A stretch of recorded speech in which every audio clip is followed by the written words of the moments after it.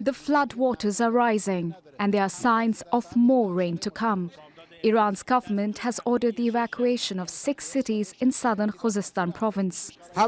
We have moved our belongings to the rooftop. We have no choice. We are surrounded by water and soon we are going to have to leave. It's a tough sight to bear, a life's worth of belongings destroyed. But the immediate danger comes from the rising waters. How can I take my family away from here, even if I want to? For almost 3 weeks, heavy rain and flash floods have battered most of Iran's 31 provinces. About 1,900 cities and villages are affected. In Lorestan province alone, entire neighborhoods have been washed away. Families are taking refuge in emergency shelters. Thousands of kilometers of roads and farmland are damaged. Now we have to make a choice between bad and worse, not between good and bad. For choosing bad, we have to pay a cost too, and the people are paying that cost.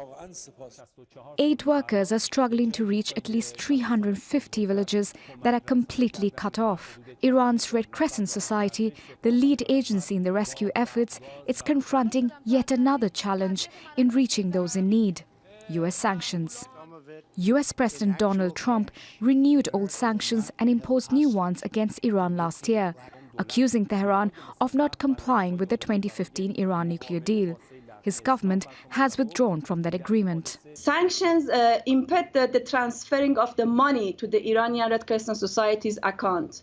So none of our foreign currency account is not working now. Because of the situation on the ground, there are mountains and there are some roads that are washed totally. So we have to use our helicopters. You can imagine how the relief operation can be impeded by the lack of the spare parts for helicopters.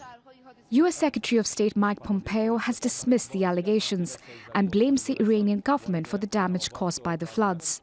The European Union, UN agencies, France and Germany, meanwhile, have announced more funding and relief supplies for those affected. Priyanka, Gupta, Al Jazeera.